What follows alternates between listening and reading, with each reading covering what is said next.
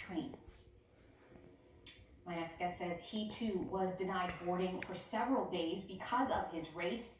Alexander Somto-Ora is a Nigerian management student at a university in Kyiv. He has now been able to cross the border. He joins us tonight from Warsaw. Hi, Alexander. Thanks so much for taking the time. Hi. As I just mentioned, you are in Poland now. You've been there for about 5 days. And can you just take us back a little bit before you finally made it to Poland? How long was that journey and how difficult was it? It took about 4 to 5 days to finally get to Poland. It was very difficult, mostly at the train station and at the border. The most difficult part was at the border. So they separated us. They separated the white and the non-white in different sections, and they were busy allowing the white while allowing us to sleep at the border for like, some have slept there for 3 days, some have slept there for 2 days. I only slept there for a day before I started protesting.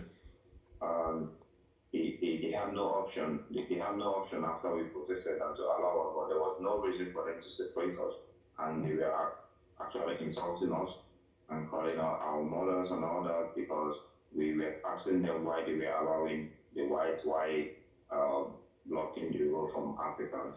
Did they tell you? Did they give you any reason why? They gave me no reason.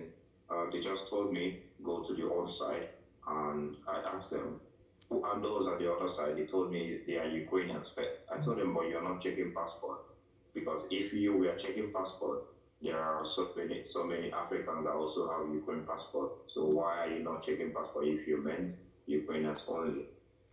And we understand that women and children were initially being prioritized and continue to be prioritized, but even women and children who were not white were also kept from boarding. Is that what you saw?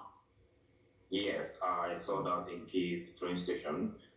When I came to the station, I wanted to board the train. They told us that this is only for women and children, and I asked them, okay, you said women and children, but I saw you pushing out an African woman from the train while you were allowing a white woman.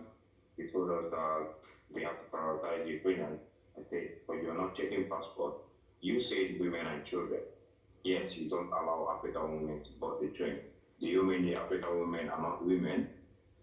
They said nothing. They didn't care. They were busy picking the white people among us.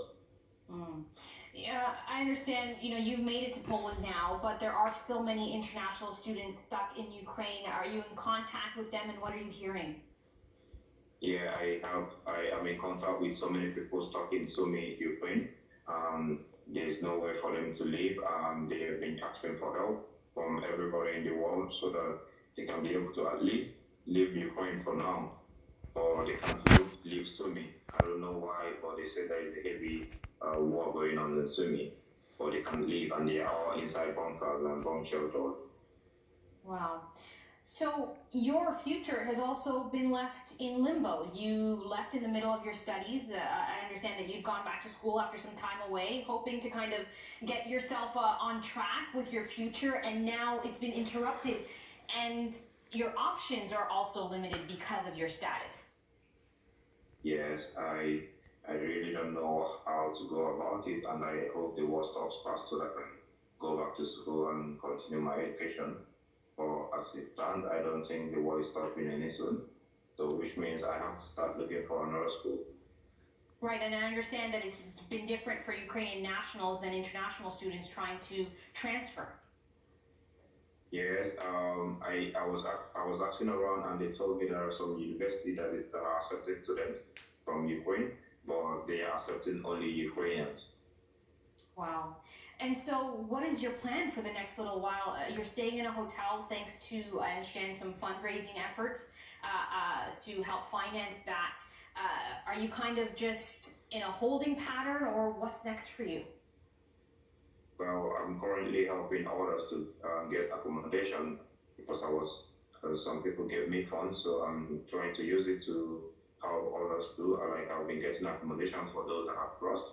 So after the voting, I might actually go back to my country if I can't get any school that will give me admission around Europe.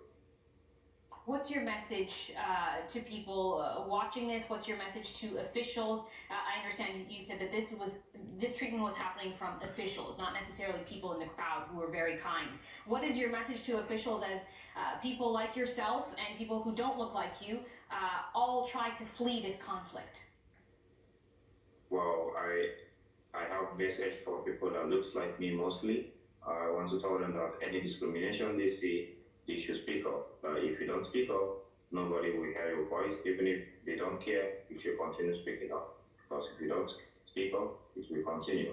And every little discrimination you see, don't take it as a little thing. Continue to speak up. Alexander Somto Ora is a Nigerian student. He was studying